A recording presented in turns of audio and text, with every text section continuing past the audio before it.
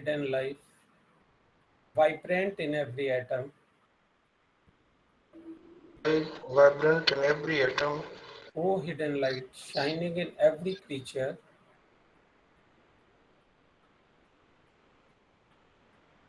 O hidden love, embracing all in oneness. May each who feels himself as one with thee know he is also one with every other. Om Shanti. Shanti.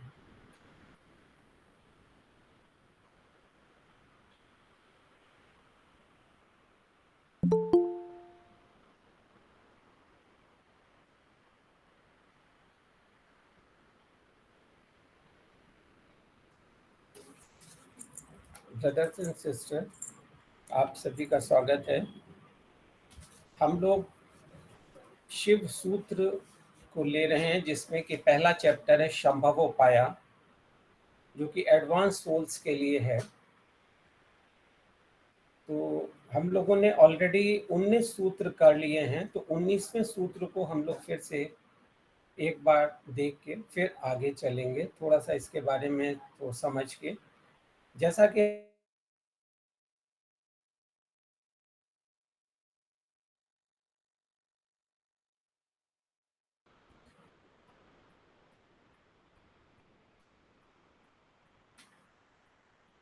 Sorry, connection थोड़ा सा disturb हो गया था। तो हम लोग ये योगी की असाधारण एबनॉर्मल पावर्स के बारे में बात कर रहे थे। 14 से लेकर और 20 तक के सूत्र योगी की असाधारण जो शक्तियां हैं, जो जागृत होती हैं उसके अंदर, उसके बारे में हम लोग यहाँ पे बात कर रहे हैं। तो अब हम लोग 19वें सूत्र को फिर से देखते हैं।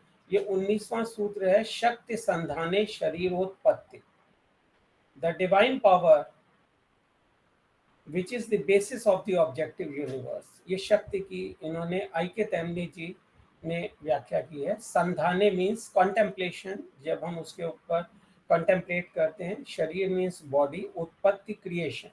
तो इन्होंने इसके यहाँ पे व्याख्या की है, by contemplation on the divine power which is the basis of the objective world, the yogi can see how all bodies are created by this power and with this knowledge can create them। तो वो body को अपने हिसाब से create कर सकता है। Divine power, जो कि हमने बात की थी, इच्छा शक्ति के साथ यूनाइट होके योगी ऑब्जेक्टिव वर्ल्ड में बॉडीज को क्रिएट कर सकता है। ये पावर उसके पास आ जाती है।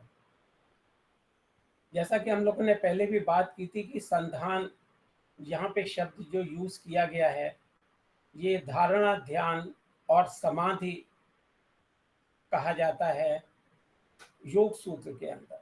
यहाँ पे हम लोग आत्मा की शक्तियों की बात कर रहे हैं, और ये उसी के अंदर एक वो होता है कि योगी को ये पावर आ जाती है कि वो अपनी फोर्स से, अपने विल पावर से शरीर को अपने क्रिएट कर सकता है किसी भी तरीके का। This is due to the fact that there are already mature spirituality and the highest knowledge wells up within them naturally with the slightest stimulation by will force। जैसा कि हम लोगों ने पहले भी बात की थी कि ये संभवोपाय, जो फर्स्ट चैप्टर जिसकी हम बात कर रहे हैं, ये हाईएस्ट ग्रेड के डिसाइपल्स के लिए है जो कि ऑलरेडी इवॉल्व हैं स्पिरिचुअली, और इस जन्म में सिर्फ वो थोड़ा सा स्टिमुलेशन या रिकैपिचुलेट कर लेते हैं, या थोड़ा सा भी उसके बारे में ध्यान देते हैं, तो उनके अंदर वो कॉन्शियसनेस की हाईएस्ट जो लास्ट जन्म में उन्होंने किया था, वहां तक वो अनफोल्ड हो जाती हैं वो पावर्स, और उनको ज़्यादा मेहनत नहीं करनी पड़ती। इसीलिए ये कहा जाता है, जो सीयर्स हैं, जो टीचर्स हैं, जो वर्ल्ड रिलीजन में बड़े बड़े सिद्ध पुरुष आए हैं, उनको ज़्यादा ज़रूरत नहीं पड़ती, और वो फटाफट अपने को अगले जन्म में या किसी भी जन्म में थोड़ा सा रिकैपिचुलेट करके उन पावर्स को प्राप्त कर लेते हैं। उनको ज़्यादा आवश्यकता नहीं पड़ती। और इसी के बारे में विभूतिपाद में योग सूत्र में भी इसको वहाँ पे संयम शब्द बताया गया है, और शक्ति के साथ इसको जब संधान किया जाता है तो वो कोई भी शरीर अपना धारण कर सकता है, या शरीर के अंदर शक्ति संधान से वन पॉइंटेडनेस, ये देखें, ऑन बीइंग यूनाइटेड विद इच्छा शक्ति विद वन पॉइंटेडनेस शरीरोत्पत्ति, there can be creation of body according to the yogi's desire. जैसा योगी चाहता है वैसा ही बॉडी वो बना सकता है। When with one pointedness the yogi is fully united with Iksha Shakti, then he can acquire the power of creating any kind of body according to his desire. तो वो अपनी कोई भी बॉडी अपने डिजायर के अनुसार बना सकता है। ये हम लोगों ने लास्ट टाइम यहाँ तक इसकी चर्चा की थी, और हमने ये भी चर्चा की थी कि एक स्टेज पर जब योगी पहुंच जाता है तो उसको आवश्यकता नहीं होती कि वो जो है कोई भी शरीर बनाए या उसमें दोबारा से वो करे, क्योंकि ये अटैचमेंट फॉर डिसाइपल्स या अटैचमेंट ऑफ द बॉडी या अटैचमेंट फॉर द पब्लिक के लिए ही ऐसा योगी करेगा, नहीं तो योगी को इसकी कोई आवश्यकता नहीं है। अब हम लोग नेक्स्ट सूत्र 20वें पे आते हैं। इसके पहले हम थोड़ा सा समझ लें। When however he does not Dzire simply limited powers. अब एक स्टेज आ जाती है उसके अंदर जबकि उसको ये लिमिटेड पावर से उसके अंदर काम नहीं चलता, या जो शक्तियां जो असाधारण शक्तियां हैं तो इससे भी आगे की शक्तियां उसके अंदर कैसी हैं, इसके लिए ये बात की जा रही है। Through the pre eminence of the union, इच्छा शक्ति की प्रधानता के कारण, क्योंकि यहाँ पे हमने पहले भी ये बात करी थी, इच्छा शक्ति रुमा कुमारी 13वां सूत्र था, तो यहाँ पे इच्छा शक्ति उसके अंदर जागृत हो जाती है। उसकी विल पावर से, उस इच्छा शक्ति से वो अपने अंदर वो शक्तियां पैदा करता है, या उन शक्तियों को दोबारा से जागृत करता है इस जन्म में, जो उसने पिछले जन्म में अर्जित कर रखी थी। तो इनके बारे में यहाँ पे बात की जा रही है। ये सूत्र कहता है भूत संधान, भूत पृथक, विश्व संघट्टा।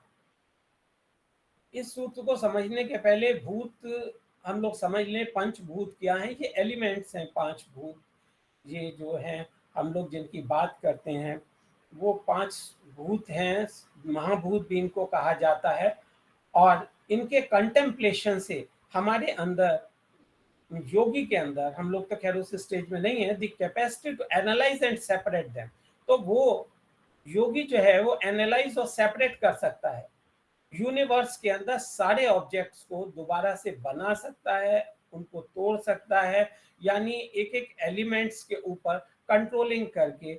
ये कंट्रोलिंग ऑफ एलिमेंट्स क्या है, इसके बारे में हम लोग चर्चा करेंगे कि कैसे भूत संधान, कंटेम्पलेशन कैसे कर सकता है पंचभूतास के ऊपर, जिसको हम लोग कहते हैं क्षिति जल पावक गगन समीरा। ये पांच तत्व जो कहे जाते हैं रामचरितमानस में, उन्हीं के बारे में अब हम लोग अभी चर्चा करेंगे।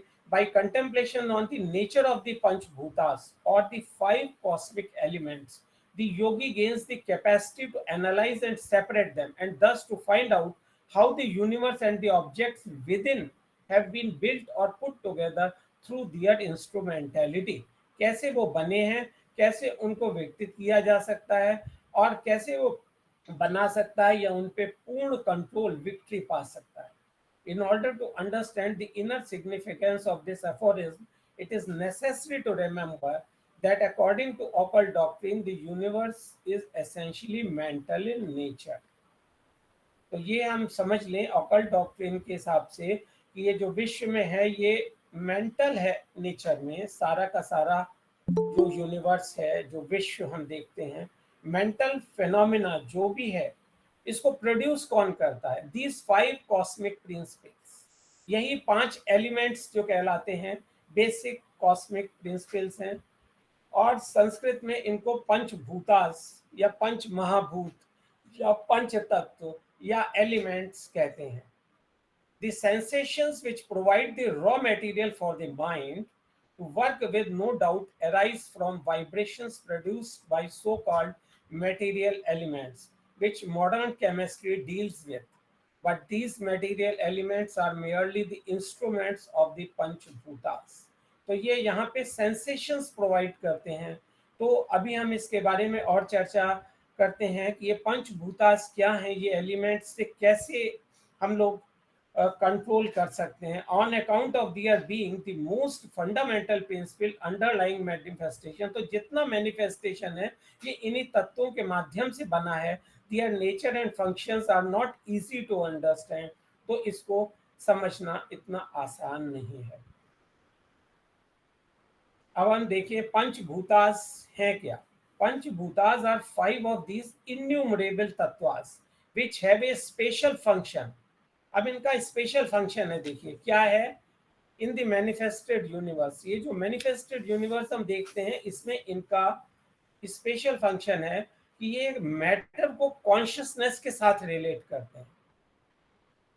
इसको तो हम जानते हैं ये मैटर मटेरियल्स हैं, एलिमेंट्स जिनकी हम बात कर रहे हैं, पृथ्वी, जल, तेजस, वायु, आकाश, ये जिनसे सब कुछ बना है, सारी ये विश्व बना है।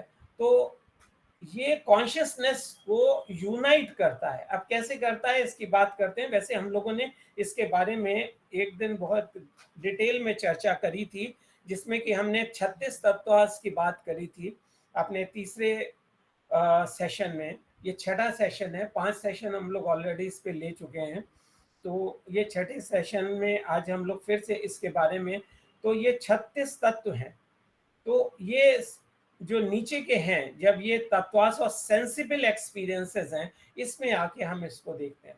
तो देखें ये इसके अंदर ये कैसे रिलेट करता है। तो जैसा हम जानते हैं कि आत्मा या स्पिरिट हैं हम लोग, और बुद्धि हमारे पास है, मगर ये जो चित्त माइंड है, इस ये रिफ्लेक्शन है या ये पर्दा है। जो कुछ भी भूतास, इंद्रियास, तन्मात्रास, इनकी हम बात करते हैं, ये सब हैं। और ये प्रोजेक्ट इसके ऊपर होता है माइंड पे, सब मानसिक है। अभी हम लोगों ने वो बात करी थी कि मेंटल लेवल पे ही हमको, चित्त पे ही सब चीज दिखती है, पता चित्त पे ही चलता है। जैसे हम देखें पहले एलिमेंट की बात करें जिसको हम पृथ्वी कहते हैं, अर्थ, और इसकी इंद्रिय जिससे कि इसको जाना जाता है वो है घ्राण इंद्रिय। तो ये नोज कहलाता है। और तन्मात्रा स्मेल है। तो पता हमको स्मेल से पता चलता है, मगर पता कौन करता है, वो माइंड को बताया जाता है या माइंड के लेवल पे जाना जाता है।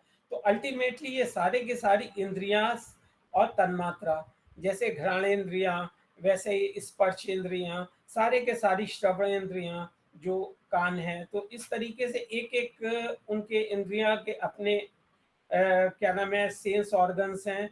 और तन्मात्रा के माध्यम से वो हमारे माइंड पे पता चलता है। तो दूसरा है जल। देखिए हम जल, जैसे वाटर है, इसको सेंस ऑर्गन है टंग, और टेस्ट तन्मात्रा है, जिससे कि हमें ये पता चलता है कि ये है। और माइंड के ऊपर, जैसा कि हम लोगों ने देखा, हर चीज माइंड के थ्रू हमको पता चलती है। ऐसे ही तीसरा तत्व है जिसकी हम बात करेंगे, जिसके ऊपर योगी लोग विजय पाते हैं। ये 5 एलिमेंट्स हैं जिससे सारा विश्व, सारा सृष्टि बनती है। तेजस, लाइट, और इसकी इंद्रिय है आइस, आइस से हम देखते हैं। और देखना जिसको कहते हैं सेंसेशन, ये तन्मात्रा है। तन्मात्रा के द्वारा ही वो चित्त पे दिखता है। और चौथा एलिमेंट है वायु, एयर, जिसको हवा कहते हैं। और इसका आभास हमें किससे होता है, स्किन से। और टच इसका तन्मात्रा है, से सेंसेशंस हमारे अंदर जो शरीर में होता है वो है टच। और लास्ट जो एलिमेंट है वो है आकाश। हम लोग जानते ही हैं, वो ईयर, कान से हम लोग इंद्रियां हैं जिससे हम इसको समझ पाते हैं। ये साउंड, आवाज, जो कि सबसे फर्स्ट प्राइमोर्डियल, मतलब जो लक्षण है वो वहाँ से स्टार्ट होता है। तो हमको साउंड के बेसिस पे ही वर्ल्ड का पता चलता है। अभी आगे हम लोग साउंड्स की और भी बात करेंगे। तो ये हियरिंग है, ये सुना जा सकता है इसको, और इस तरह जाना जा सकता है। तो ये पंचभूत, महाभूत या एलिमेंट्स हम इनको कहेंगे। और इनके ऊपर योगी को पूर्ण विजय प्राप्त करनी होती है और इसके माध्यम से ही सिंथेसिस या एनालिसिस करके वो इसके ऊपर पूर्ण कंट्रोल पा सकता है। Since the mental phenomena are the result of the joint action of the Panchbhutas in different combinations, it is obvious that the yogi should acquire the ability to analyze these complex combinations and separate them into their elements. तो आई के तैमनी जी कह रहे हैं कि योगी को ये ability आ जाती है कि उसको एनालाइज कर सकता है, इनके कॉम्बिनेशन को, इनको सेपरेट कर सकता है, सारे तत्वों को, एलिमेंट्स को, मेंटल फेनोमिना को गहराई से जानने के लिए या इसके ऊपर पूर्ण कंट्रोल पाने के लिए और अपनी विल पावर से कुछ भी प्रोड्यूस करने के लिए उसको ये आवश्यकता है। The process is not unlike the analysis of the various complex material substances in chemistry. ये कह रहे हैं केमिस्ट्री में जैसे हम समझते हैं वैसे तत्व नहीं है ये। This enables the chemist to understand clearly the nature of the complex substance and also to synthesize it by adopting the properties. Since the Panchbhutas are the most fundamental principles underlying manifestation, knowledge regarding their true nature can be acquired only by direct perception of their real nature. तो real nature के द्वारा ही वो उसको योगी जान सकता है और उसका एक रास्ता है जो अभी हम लोगों ने बात करी थी समाधि का। This is possible only by samadhan और contemplation on their real nature. तो रियल नेचर को अगर हम कॉन्टेम्पलेट करेंगे या हम अपने अंतरतम में जा सकेंगे तो हम इसको अच्छे से जान सकेंगे। योगी के लिए क्योंकि वो बहुत ज़्यादा इवॉल्व हो गए होते हैं इसलिए वो ये सब कर सकते हैं। It is interesting to note how the above said has been dealt with in a somewhat different manner in the Yoga Sutras of Patanjali. तो ये योग सूत्र ऑफ पतंजलि में इन्होंने थर्ड चैप्टर जो कि विभूति पाद में है उसमें 46वें सूत्र, 47वें सूत्र और 48वां सूत्र, 3 सूत्र हैं जिनके अंदर इसकी बात की गई है। तो हम इनको थोड़ा सा ब्रीफ में लेंगे। और ऐसे ही पंचभूतास के बारे में शिव सूत्र में जो कहा गया है, ये योग सूत्र था। शिव सूत्र में थर्ड चैप्टर जो हमारा है अणवोपाया, उसमें 5, 6 और 42वें सूत्र में इसको लिया गया है जिससे कि स्टूडेंट इसको अच्छे से समझ सकता है। इसलिए इनके बारे में हम लोग थोड़ी चर्चा करते हैं। ये 46वां सूत्र योग सूत्र विभूतिपाद का है। ये कहता है thence the attainment of anima etc the perfection of the body and the non-obstruction of its functions of the body by the powers of the elements। ये तत्व के जो पावर्स हैं इनके फंक्शंस को जान के वो परफेक्शन ला सकता है और अपने अंदर सिद्धियां जागृत कर सकता है जिसकी यहाँ पे बात की जा रही है। This sutra gives the 3 results of the mastery of the panchabhutas. अलग अलग इन्होंने सूत्र में इसको बताया है। 46, 47 और 48वें सूत्र में पंचभूत के बारे में। तो इसके जो फर्स्ट एलिमेंट है वो है कि सिद्धियां, जो अष्ट सिद्धियां कही जाती हैं उनकी यहाँ पे बात की जा रही। The first is the appearance of the well known group of 8 high occult powers known as mahasiddhis. These are anima, mahima, laghima, गरिमा, प्राप्ति, प्राकम्य, ईशत और वशित। इसको थोड़ा समझ लेते हैं ये क्या सिद्धियां हैं। अब देखिए अणिमा सिद्धि जैसा कि हम सब लोग जानते ही हैं, अणिमा माने अणु, एकदम छोटा कर लेना अपने को, वॉल्यूम वाइज एकदम छोटा कर लेना अपने शरीर को। ये पहली सिद्धि है जिसको अणिमा कहा गया है। Mastering this siddhi gives the individual the ability to shrink down one's body. अब इसके एग्जाम्पल हमको पता ही है कि लंका में जब हनुमान जी गए तो उन्होंने अपने को बिल्कुल छोटा सा बना लिया था लंकिनी के सामने जब वो लंका में घुसना चाहते थे। अब दूसरी सिद्धि की बात करते हैं, महिमा। जो ये हमने समझा था अणिमा, ये उसका उल्टा है। मतलब अपने को इतना बड़ा कर लेना कि पूरी जाइगेंटिक, पूरी विश्व में अपने को काफी बड़ा कर लेना, ये यहाँ पे है। इसमें है it lets you increase the size of the body even to the celestial level.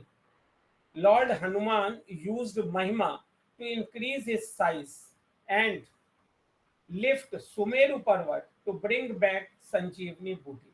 अब यहाँ पे दूसरी बात कर रहे हैं कि सुमेरु पर्वत से हनुमान जी की ही बात की जा रही है कि उनमें महिमा सिद्धि थी, तो उन्होंने अपने शरीर को बहुत बड़ा कर लिया वॉल्यूम वाइज। यहाँ पे ये दोनों अणिमा और महिमा वॉल्यूम के बारे में, कितना बड़ा कर सकता है अपने शरीर को योगी। तीसरी सिद्धि है गरिमा। गरिमा सिद्ध जो सिद्धि है ये है अपने वेट को चेंज करने के लिए गरिमा और लघिमा।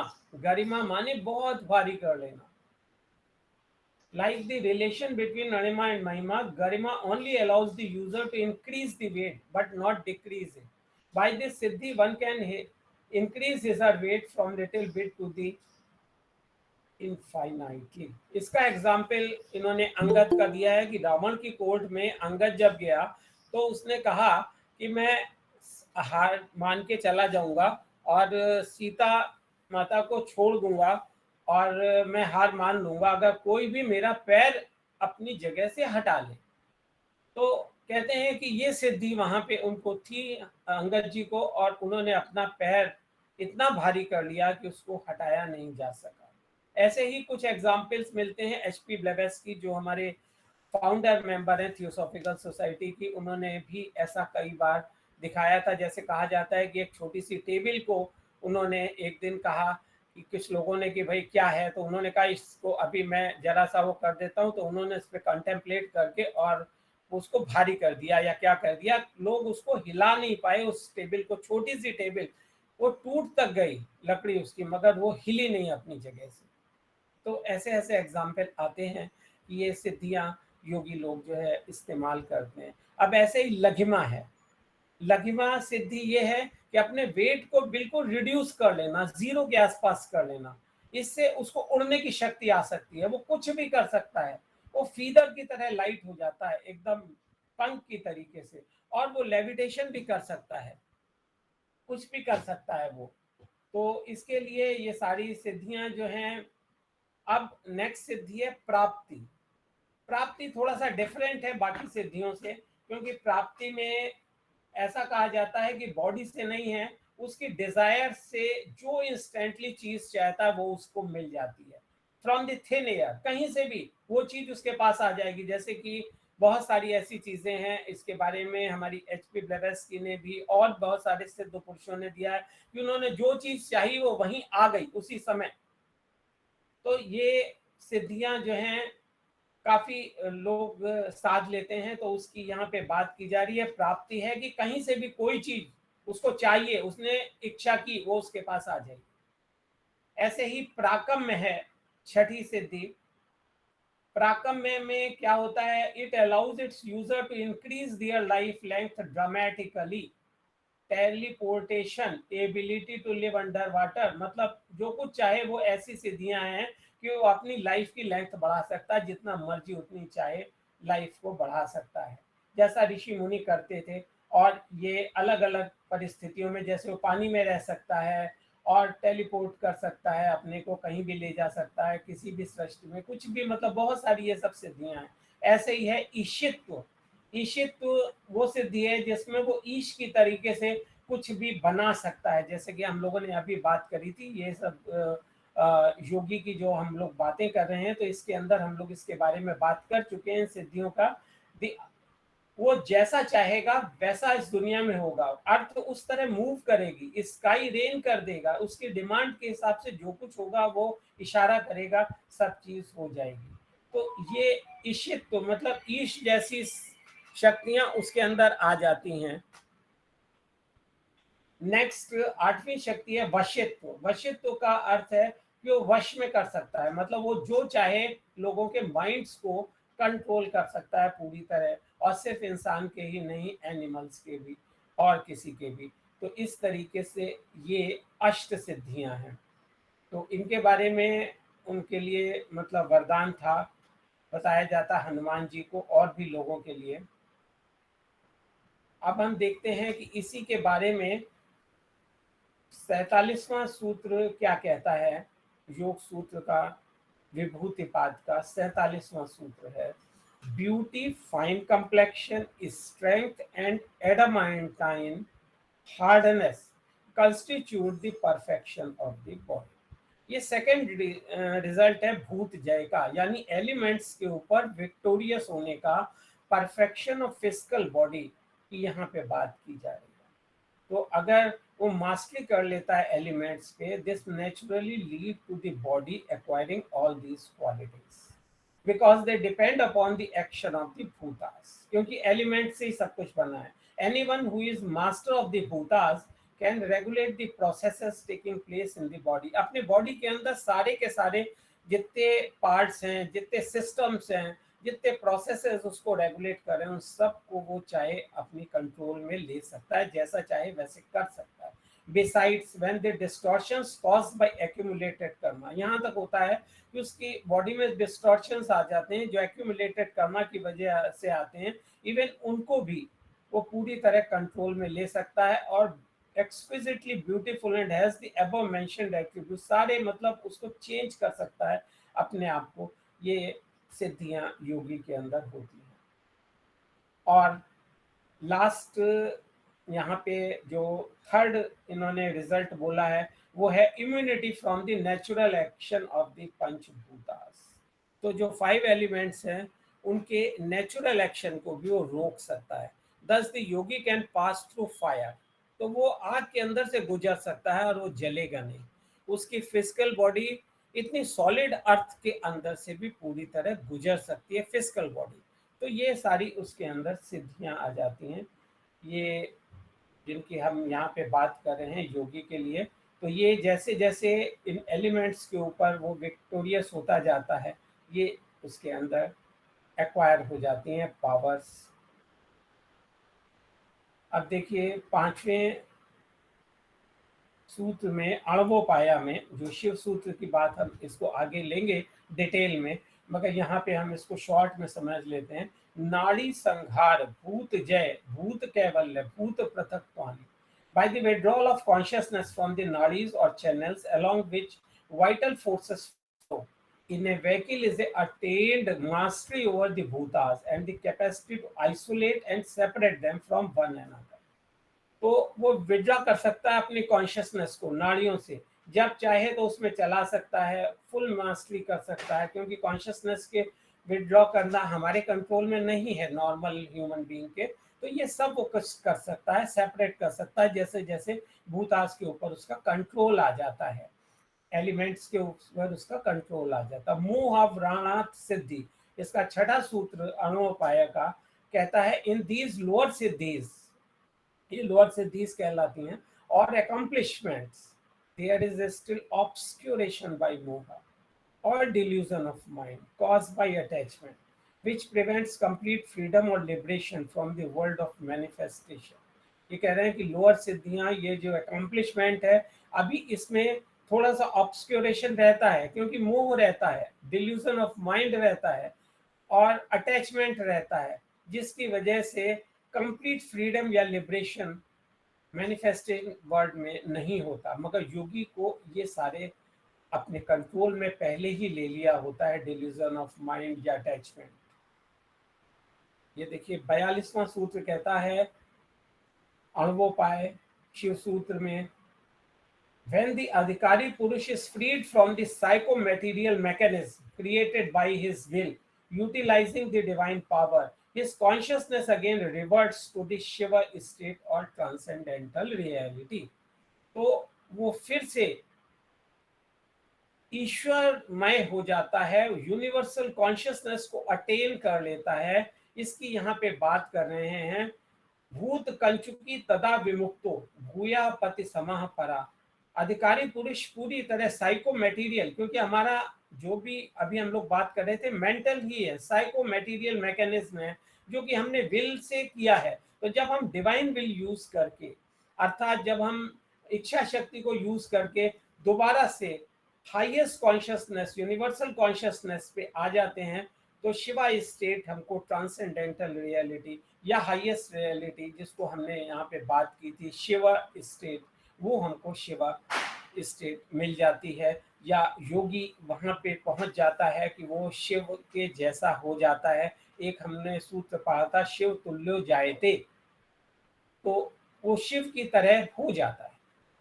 तो यहाँ देखें, भूत means all existent like body, प्राण, ऑब्जेक्ट्स एटसेट्रा। अब यहाँ पे भूता एलिमेंट्स की बात की जा रही है। संधान मीन्स एडिशन और putting together for promoting growth etcetera. So bhuta sandhan means power of joining elements of existence for augmentation और promotion of growth in some cases.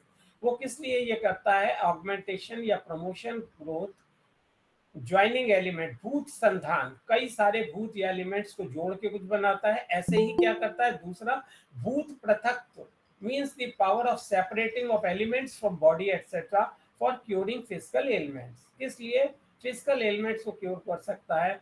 विश्व sanghat means the power of bringing together all vishwa, सारे विश्व को एक साथ ला सकता है। Things removed by space and time making them objects of his own knowledge, जो भी स्पेस और टाइम से अलग, चूंकि वो टाइम और स्पेस में बंधा है, वो अपने को इनसे पृथक कर सकता है, यानी वो इसके ऊपर कंप्लीट मास्टरी कर सकता है। क्योंकि हम लोग स्पेस और टाइम में बंधे हैं, मगर वो योगी नहीं होता। By making them objects of his own knowledge, उसकी अपनी नॉलेज से। तो इसमें हमने देखा super normal powers of the Yogi, power of joining together, synthetical power और एनालिटिकल पावर जो सेपरेटिंग एलिमेंट्स हैं, और इसकी सहायता से वो ऑकल्ट पावर उसके अंदर आ जा सकती है कि वो reading pass events and knowing objects far away in space. Space से वो मतलब फ्री हो जाता है, कहीं भी स्पेस और टाइम में वो जा सकता है और इनसे मुक्त हो जाता है। तो अब हम लोग 21वें सूत्र की बात करेंगे। इसके पहले कि हम वहां जाएं, ये when however he does not desire simply limited powers but wants to acquire the form of universal consciousness, they are accrued to him। अब देखिए, जब उसके अंदर सारी ये पावर्स आ गई जिनकी हम बात कर रहे थे, अब सुपर नॉर्मल पावर्स, 14वें सूत्र से 20वें सूत्र तक, तो अब 21वें में उसके अंदर शुद्ध विद्या यानी हाईएस्ट जो पावर है, यूनिवर्सल कॉन्शियसनेस यानी शिवत्व के साथ एक होने की, वो आ जाती है उसके अंदर। और यहाँ पे शुद्ध विद्या की बात की जाती है। शुद्ध विद्योदया चिक्रेशत्व सिद्धि। शुद्ध विद्या क्या है, the pure integrated knowledge pertaining to the principle underlying all kinds of technique vidya on the dawning of Chakrishatva, mastery over the great center through which divine power descends into a manifested system, siddhi, attainment. On the dawning of the pure integrated knowledge pertaining to the principle underlying all kinds of techniques, the yogi acquires the mastery over the great center through which divine power descends into manifestation in order to perform its multifarious functions। यहाँ पे integrated knowledge उसके पास आ जाती है, इसकी बात की जा रही है। तो हम लोग फिर से पहले सूत्र में जो हम लोगों ने समझा था, थोड़ा सा उसको समझ लें। तो ये 2-3 चीज़ें जो हैं यहाँ पे जो आ रही हैं, इंटीग्रेटेड नॉलेज क्या है और ग्रेट सेंटर क्या है, इसकी यहाँ पे थोड़ा सा हम लोग समझ लेते हैं। ये जो हम लोगों ने बात की थी, in theosophy we know unmanifested and manifested universe is created, appears out of the unmanifested region and it is maintained and it again reabsorbed in the unmanifested region। पहले हम ये समझ लें कि unmanifested जो है उसी से, अव्यक्त से ये सृष्टि बनती है और सृष्टि दोबारा से लय हो जाती है, प्रलय होके, और उसी अव्यक्त क्षेत्र में फिर से मिल जाती है। फिर से सृष्टि बनती है, सृष्टि बनती और बिगड़ती रहती है, ये चलता रहता है ड्रामा ऑफ दिस ऑल। बार बार क्या नाम है, सृष्टि का बनना और सृष्टि का प्रलय। अब इसका नेक्स्ट प्रिंसिपल, 2-4 प्रिंसिपल्स हम लोग फिर से रिकैपिचुलेट कर लेते हैं जो हम लोगों ने फर्स्ट सूत्र में समझे थे। अल्टीमेट रियलिटी जो यहाँ पे है वो है क्या? अल्टीमेट रियलिटी, हाईएस्ट रियलिटी क्या है? Underlying both unmanifest and manifested universe. अब हम देखें कि अनमैनिफेस्टेड और मैनिफेस्टेड यूनिवर्स में एक अल्टीमेट, एक हाईएस्ट रियलिटी है। वो क्या है? It is an integrated state, जिसकी यहाँ पे बात की जा रही है वो नॉलेज होना, which is changeless, which is indivisible, without distinctions and beyond human comprehension. मतलब बहुत कठिन है, ह्यूमन माइंड के समझ के परे है, बट डायरेक्ट परसेप्शन से उसको जाना जा सकता है। तो it can be known by direct perception. Next point है इंडिविजुअल। जैसे कि हम लोगों ने यहाँ पे बात करी, ये अल्टीमेट रियलिटी है, ये इंटीग्रेटेड स्टेट है। इंटीग्रेटेड स्टेट की नॉलेज होना, या इंटीग्रेटेड नॉलेज की बात की जा रही है। तो जैसे जैसे योगी है वो एक्वायर कर लेता है, इंडिविजुअल स्पिरिट और आत्मा is centralised expression of ultimate reality. अब देखें, इसको यहाँ अणु कहा गया है, या छोटा सा एक बिंदु कहा गया है, जो कि हम लोग मुनैड है यहाँ पे, इसको मुनैड या परमात्मा या आत्मा हम लोग कहते हैं। It is expressed through a point in which the reality exists not only in its essential nature but contains the whole in it। अब देखिए, वो छोटे से बिंदु के अंदर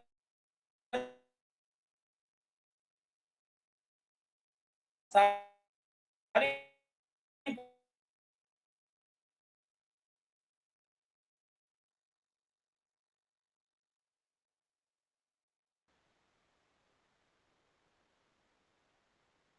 आवाज आ रही है, नहीं आ रही?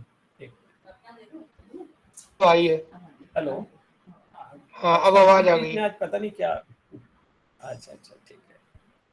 तो यहाँ पे हम लोग ये बात कर रहे हैं, ये इंडिवाइजिबल, चेंजलेस, डिस्टिंक्टिव प्रिंसिपल है, जो कि उस बिंदु के अंदर रहता है, जिसको मोनेड, परमात्मा या आत्मा या परमात्मा का अंश जो भी हम कहते हैं, सेंट्रलाइज्ड एक्सप्रेशन है। तो ये उस पॉइंट में होता है, हर बिंदु के अंदर ये सारा का सारा पोटेंशियल फॉर्म में होता है, यानी शिव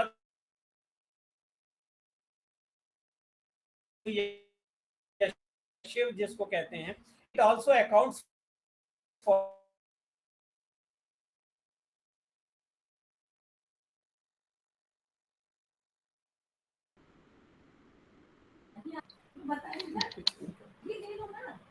माथुर साहब, आपकी आवाज नहीं आ रही। जस्ट ए मिनट, एक मिनट।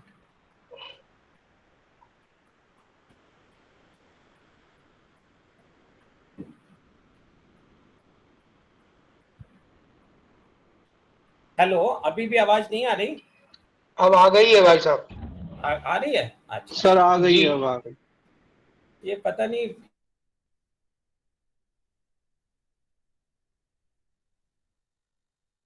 लग रहा है कुछ आज जो है, मैं इस वीडियो एक मिनट के लिए बंद करके और तब फिर देख लेता।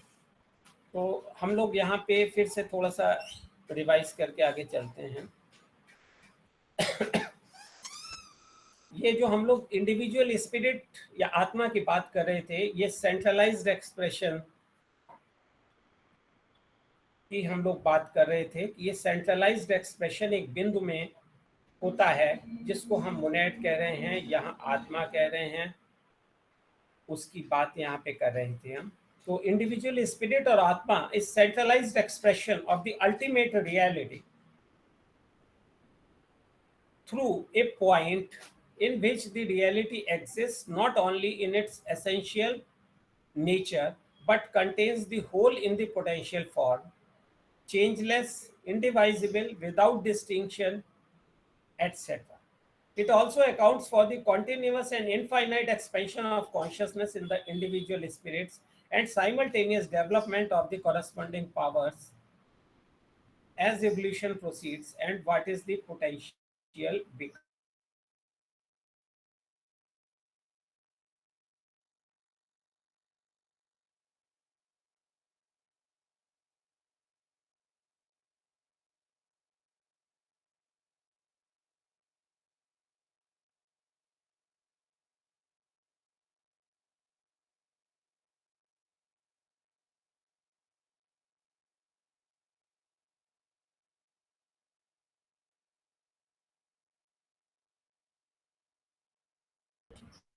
सर आवाज नहीं आ चालू करो थोड़ा सी, अब आई क्या?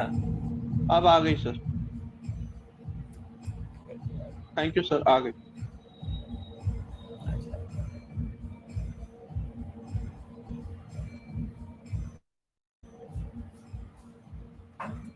नेटवर्क नहीं आ रहा होगा, खिड़की दरवाजे।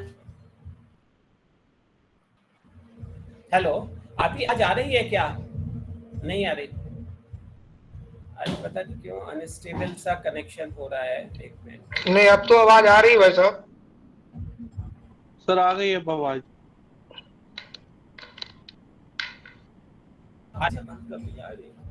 हेलो, हाँ, आज आवाज आ गई है। आवाज आ गई सर, आ गई। अच्छा अच्छा अच्छा, ठीक है। तो हम लोग जो बात कर रहे थे, पहले तो हम लोगों ने समझा था अनमैनिफेस्टेड और मैनिफेस्टेड वर्ल्ड में रियलिटी एक ही है। अब वो इंटीग्रेटेड रियलिटी जिसकी हम लोग बात कर रहे थे, इंटीग्रेटेड नॉलेज या वो इंटीग्रेटेड जो रियलिटी है उसको जानना, ये इम्पॉर्टेंट चीज़ है। इम्पॉर्टेंट चीज़ ये है कि यथा पिंडे तथा ब्रह्मांडे, कि जैसा इस पिंड में है वैसा ही इस ब्रह्मांड में है। ये बात हम लोगों ने जानी थी। तो अभी थोड़ी देर के लिए हमारा कनेक्शन जो है वो स्लाइड नहीं दिख पा रहे हैं। मैं अभी देखता हूँ अगर पॉसिबल हुआ तो इसी तरीके से जैसे अव्यक्त है वैसे ही व्यक्त सृष्टि की हम लोग बात कर रहे थे। तो इंडिविजुअल स्पिरिट और आत्मा जो भी है, इसके अंदर हम लोग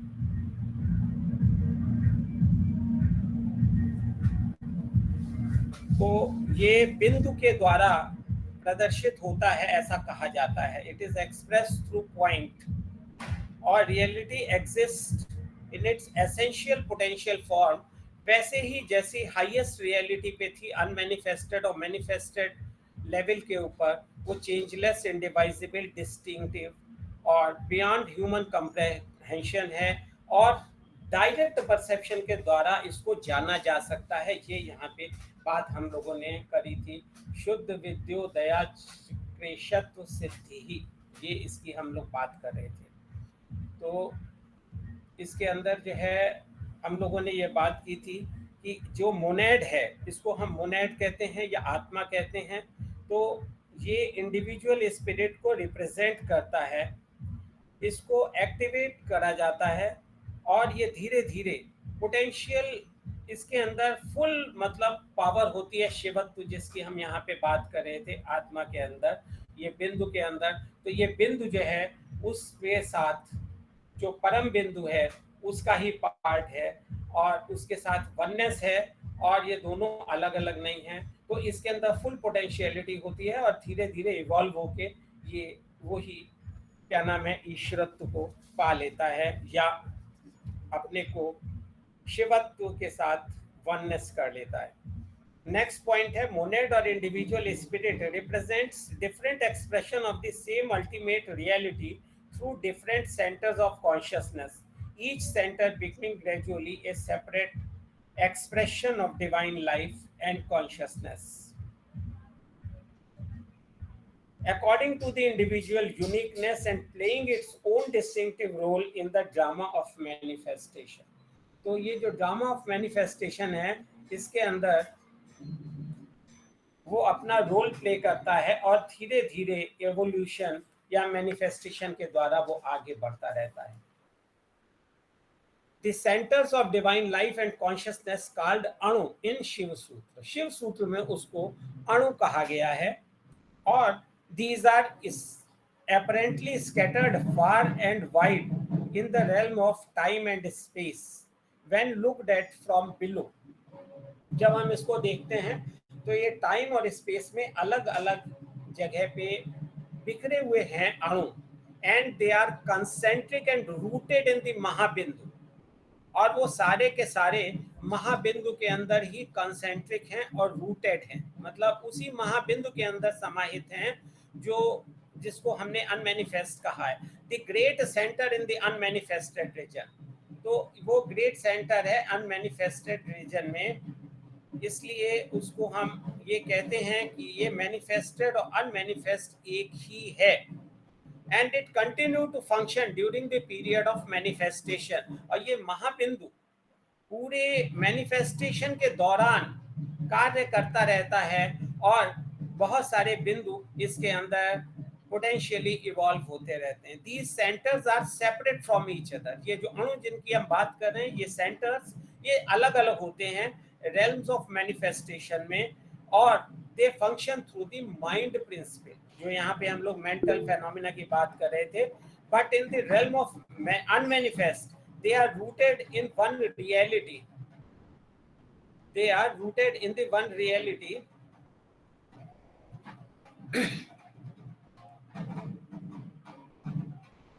and are not separate.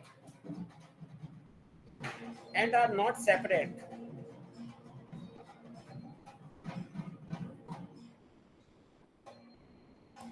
The mystery of this paradox, इस पैराडॉक्स की मिस्ट्री जो है उसको रिजॉल्व किया जा सकता है डायरेक्ट रियलाइजेशन के द्वारा। तो ये जो रियलिटी है इसकी यहाँ पे हम बात कर रहे हैं, when the consciousness of monad is centred in its own individual centre as well as common great centre.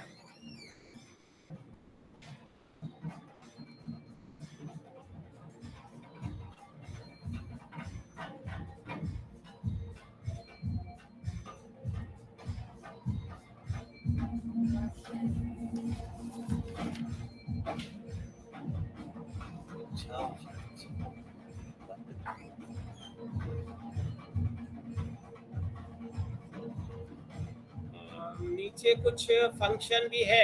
Anyway हम अभी 2-4 मिनट में इस सूत्र को जरा सा कंप्लीट करके और फिर इसको क्या नाम वो करेंगे, ऐसा मेरे को लग रहा है कि नीचे एक्चुअली फंक्शन था, मेरे हिसाब से वो थोड़ी देर से स्टार्ट। हाँ, स्क्रीन में शेयर करता हूँ।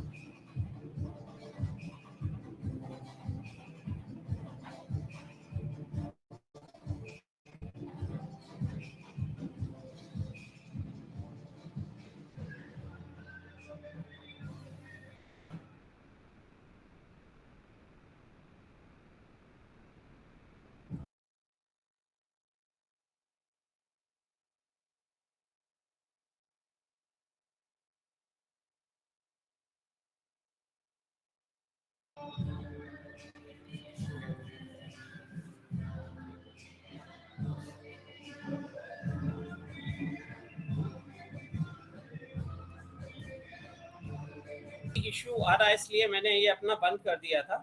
तो अभी हम लोग नेक्स्ट जो है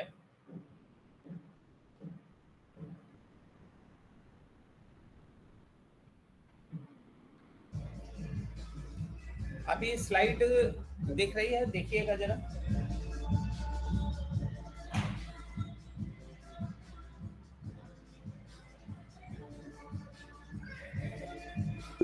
हाँ ठीक है। तो यहाँ पे हम लोग जिसकी बात कर रहे थे वो 2-3 पॉइंट इंपॉर्टेंट थे जो शिव सूत्र का फर्स्ट चैप्टर उसमें हमने ऑलरेडी शंभवोपाय के फर्स्ट सूत्र में ही ऑलरेडी डिस्कस करे थे। तो उनको थोड़ा सा हमने फिर से रिकैपिचुलेट करने के लिए फिर से उनको वो किया है। तो यहाँ पे हम देखते हैं कि बोथ शिव सूत्र एंड योग सूत्र distinguish clearly between the knowledge of the mind which deals with the facts of A manifested system and the knowledge of reality which embraces both the manifest and unmanifest. आत्मज्ञान confers omniscience। जो आत्मज्ञान की यहाँ पे बात की जा रही है, जो सिद्धि सारी के सारी अभी हम लोगों ने जिनके बारे में बात की कि इनके अंदर बहुत सारी जो पावर्स आ जाती हैं, सुपर नॉर्मल पावर्स, वो एक्वायर कर लेता है जब योगी। तो इसके बाद जो है 21वें के अंदर उसके अंदर शुद्ध विद्या की यहाँ बात की जा रही है। तो उसके अंदर आत्मज्ञान आ जाने से omniscience and omnipotence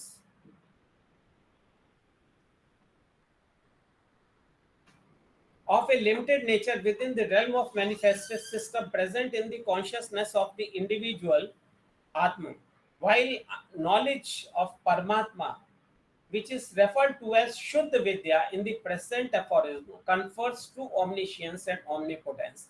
अभी हम लोगों ने 11वें सूत्र में देखा था वीरेश, उसके अंदर एक लिमिटेड omniscience और लिमिटेड omnipotence आई थी, इसकी हम लोगों ने चर्चा की थी। इसके बाद धीरे धीरे उसने इच्छा शक्ति रूमा कुमारी जो 13वां सूत्र था कि इच्छा शक्ति के साथ यूनाइट होकर उसने धीरे धीरे सुपर नॉर्मल पावर्स को जागृत किया अपने अंदर। तो योगी के अंदर जो 14 से 20 तक, तो हम इसलिए 21वें सूत्र के अंदर जो हम लोग बात कर रहे हैं, ये बात की जा रही है कि उसके अंदर शुद्ध विद्या आ जाने से उसके अंदर कितना डिफरेंस आ जाता है, क्योंकि अब वो फिर से वापस जो हमने देखा था अणु, उसने अपने को पोटेंशियली जो उसके अंदर विद्यमान था ईश्वरीय तत्व, उसको अपने में फुल्ली इवॉल्व कर लिया, एक्सपेंशन कर लिया उस कॉन्शियसनेस को।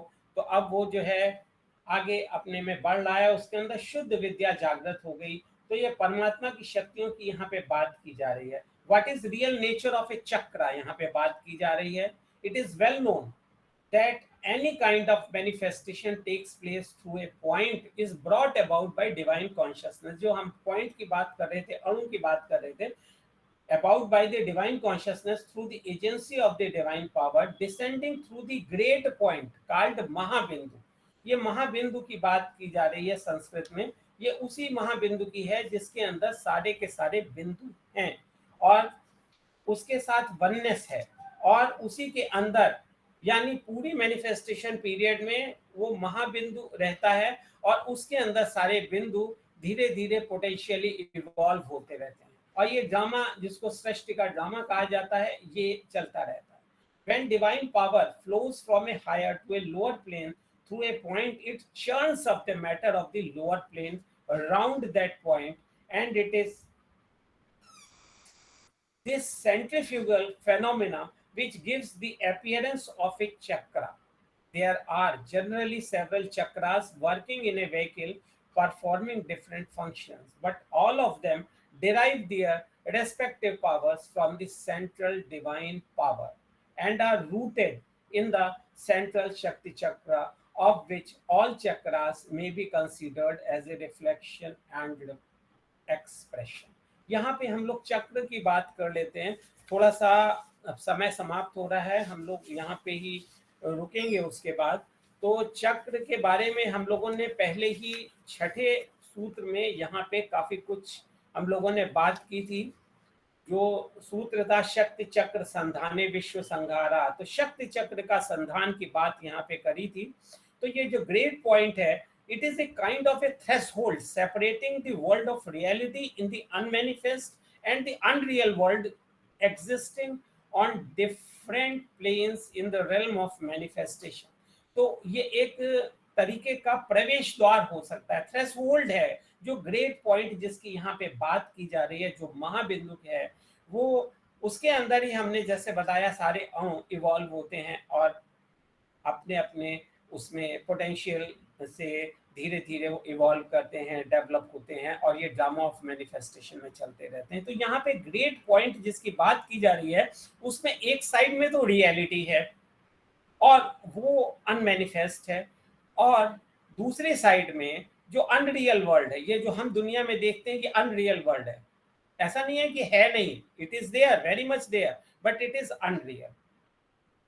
तो ये मैनिफेस्टेशन के वर्ल्ड में ये ड्रामा चलता रहता है। इसमें on one side of the threshold exist the one reality, जिसको हमने होल परफेक्ट इंटीग्रेटेड ऊपर जिसकी हम बात कर रहे थे, and on the other side of the manifested world of infinite variety of phenomena which we generally refer to all as the universe और as vishwa in Sanskrit.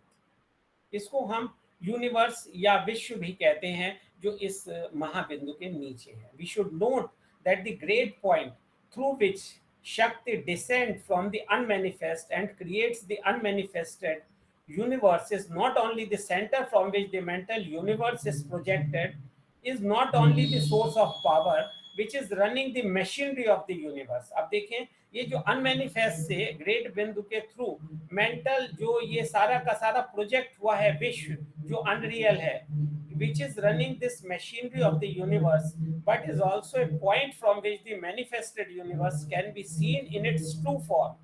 as a phenomena taking place within the universal consciousness of Shiva. और ये universal consciousness of Shiva के अंदर ही ये सारा चलता रहता है.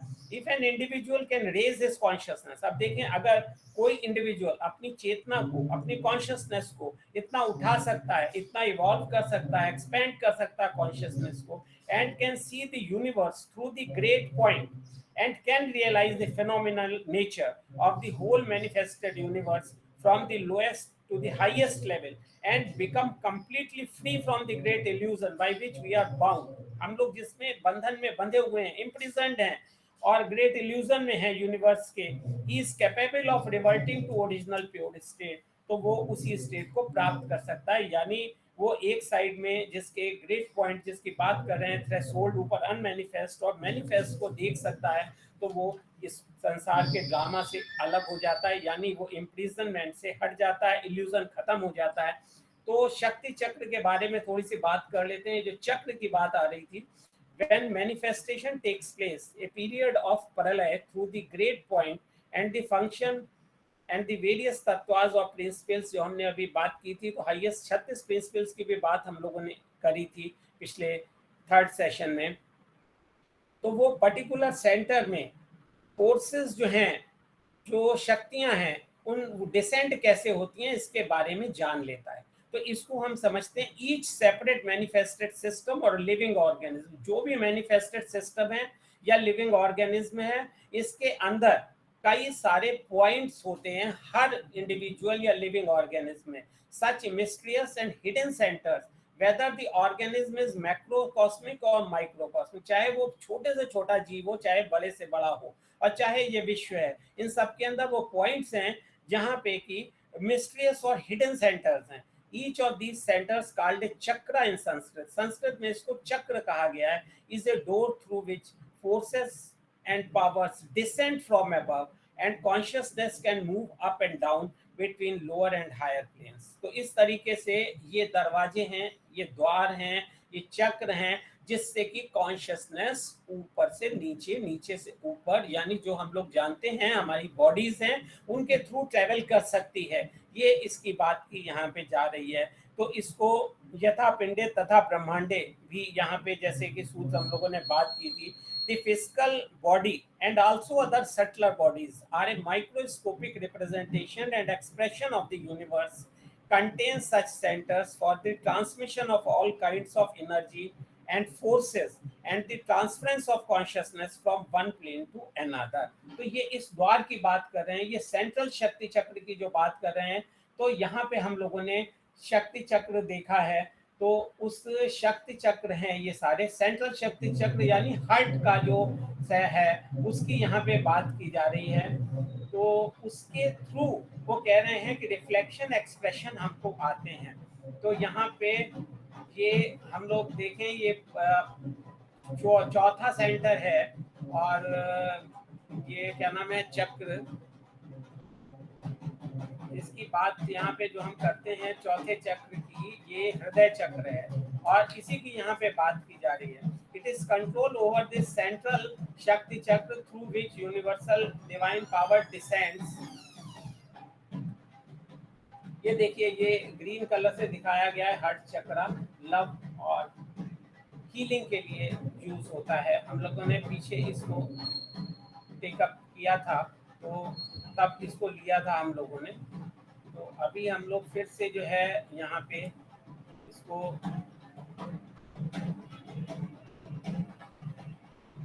तो यहाँ पे हम लोग इसको समाप्त करेंगे कि जैसे जैसे हम लोग यहाँ पे सेंट्रल शक्ति चक्र डिवाइन पावर डिसेंड करती है, तो अनमैनिफेस्ट से मैनिफेस्ट में, तो शुद्ध विद्या उसके अंदर जागृत होती है, जिससे वो ये शिवत्व को प्राप्त कर लेता है. आज चूंकि थोड़ा सा बीच बीच में कनेक्शन भी गड़बड़ हुआ, सॉरी, हम लोग जो है ठीक से उसको मतलब आज नहीं समझ पाए, या sorry. Thank you all for patiently listening as I have tried my best to share my thoughts. So please unmute and add or share something if you want. इसके आगे हम लोग नेक्स्ट सेशन में लेंगे. Thank you. Thank you very much Mathur ji, बहुत बढ़िया आपने बताया आज. अब कोई हमारे मेंबर कोई सवाल उठाना चाहते हैं या कुछ ऐड करना चाहते हैं तो दे मोस्ट वेलकम। अंकुर अरोड़ा जी, अभी भी हाँ जी सर। आप कुछ कह रहे हैं और आज कुछ ठीक से सुन नहीं पाए, सॉरी, कुछ बीच कोई में बात गड़बड़ हो नहीं, रहा चलता था। रहता। नेटवर्क बारिशें हुई हैं पीछे, नेटवर्क इशू हो जाता। पता नहीं क्या चक्कर है, वो मतलब होता नहीं है नॉर्मली है वो, बिल्कुल जो है, sorry. Thank you very much sir session में पार्ट करवाने के लिए, अब नेक्स्ट अटेंड टाइम करवाने से के लिए। हम इसको जो है नेक्स्ट टाइम फिर से थोड़ा सा वो कर लेंगे रिवाइज। नेक्स्ट कब होना है सर? नेक्स्ट अब नेक्स्ट मंथ फिर रख लेंगे। हम आजकल मंथ में एक बार ले ले रहे हैं, नेक्स्ट मंथ अच्छा, फिर मंथ रख में एक लेंगे। बार।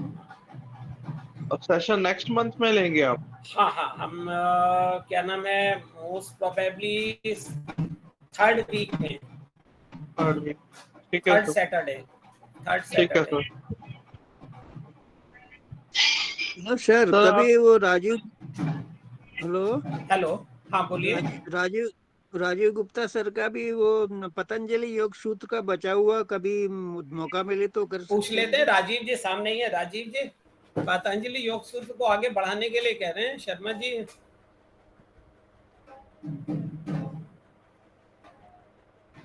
हाँ करेंगे, उसको भी करेंगे, इसको करेंगे ज़रूर।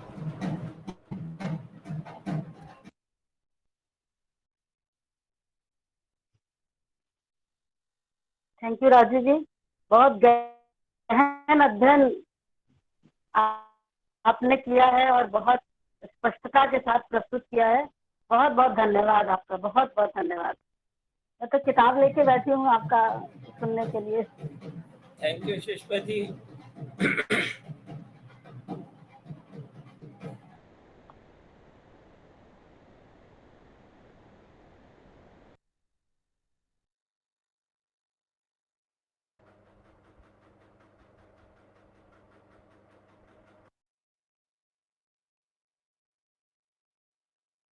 किसी का और कोई ऐड नहीं करना है तो हम लोग प्रेयर करें हम लोग।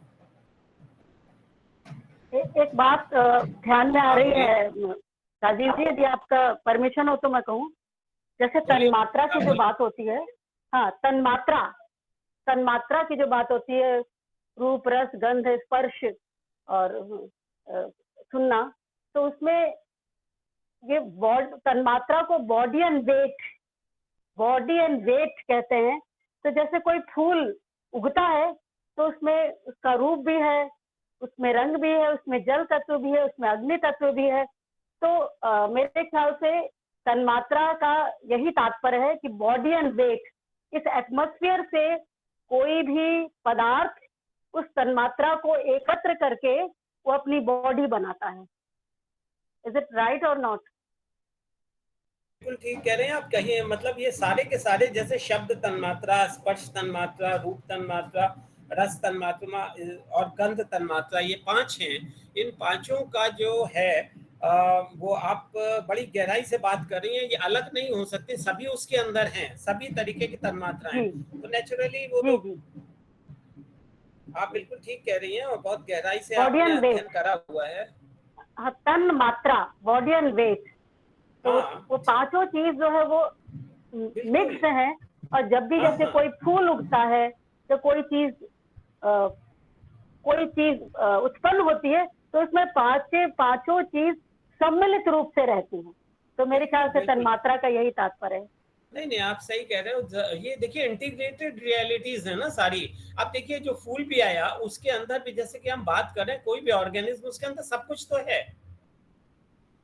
अब धीरे धीरे वो इस ड्रामा ऑफ मैनिफेस्टेशन में चलेगा। तो अब वो धीरे धीरे कहीं भी है, कोई भी है, चाहे वो फूल है, चाहे वो एनिमल है, चाहे वो एक पार्टिकल है, चाहे वो किसी भी स्टेज में है, यहाँ पे तो उसको देखें हम, तो वो धीरे धीरे धीरे धीरे अपनी यात्रा में जा रहा है, टाइम एंड स्पेस में बंधा हुआ। जो मेरी समझ है कि वो सारे के सारे, जैसे आप कह रहे हो, सब चीजें हैं उसके अंदर। जी जी, okay, thank you.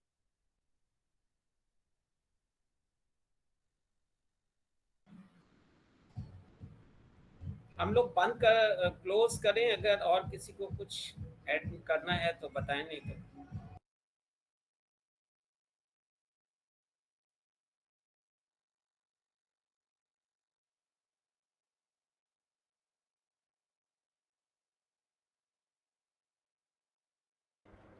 I think कर सकते हैं क्लोजर हम ना। ठीक है।